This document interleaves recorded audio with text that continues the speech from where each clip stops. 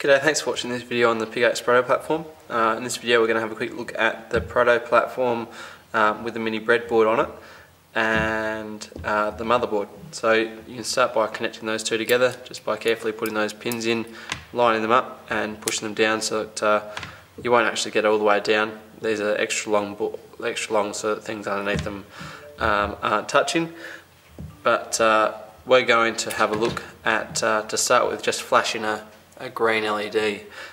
So to copy this video, you're going to need to have a green LED.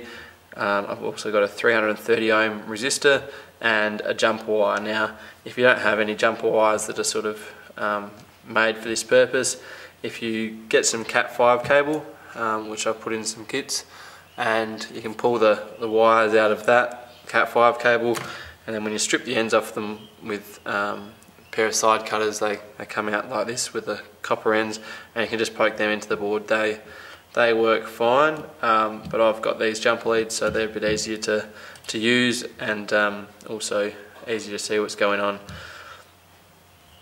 So I'm going to use the same code as I used for the motherboard video to test the motherboard. So if you haven't already seen that video, go and have a look at that video just to check that you've got a connection working. If you have seen it, then you can just use the same code, so whether you've saved that somewhere or go back to the website and use the same code again.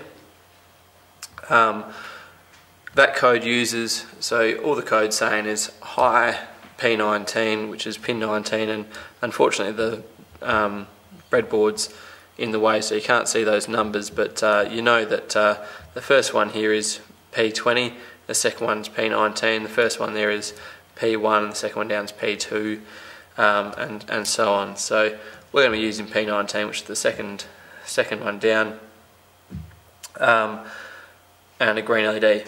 So I've got a little bit of a diagram here, so I'll just pull that over. Very basically, we've got 5 volts on this side of the microcontroller board over here. We've got ground down on those headers, the PICAXE chips down the bottom. So I've just shown a very simplified PICAXE chip. We've got an output pin connected to a resistor, which is a 330 ohm resistor, which is connected to the positive side of the LED, and then that goes, the negative side of the LED goes down to ground. That's all we need to do in this example, so we will move that out of the way, and I'll show you how to use this solderless breadboard. So I'm going to have my resistor in P19, and that can come straight onto the breadboard. It doesn't really matter where. It's only a pretty small example, so it doesn't need to be particularly neat. Now on the breadboard, it's important to note that each of the, I'll just grab a pen, each of these holes, there's 5 of them that are connected to each other. So each of those 5 holes are connected to each other across the top. There's a gap down the middle here, and then these 5 are connected to each other again. The connections don't run in this direction, they only run across. So there's again a bit of metal between those 1, 2, 3, 4, 5 holes, and that's the same for each of those strips. So that's how a breadboard works. So I can put the resistor into one of those rows, then get my green LED, and I've just bent the lead a little bit, but you can see that this is the longer leg. So the longer leg's going to go on the positive side next to the resistor. Poke that in there, then I'm going to get my jumper lead and poke the jumper lead in so it's in the same line as the LED, and then poke the other end into any one of these ground pins. It doesn't really matter. I'll just make that nice and neat for you. There we go. Now when I plug in my download cable and program this this code to it, so it's just downloading now, and you probably actually be able to see that LED is flickering a little bit, and it's a bit dull, and now it's flashing, and we can see that it's flashing at half a second.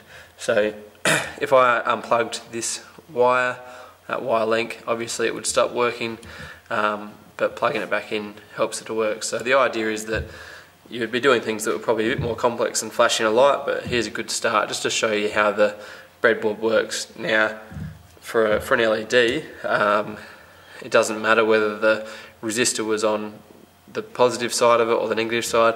I just like to think that the resistor is resisting the current before it gets to the LED. It's easier for me to think about, and I think it's easier for the students as well.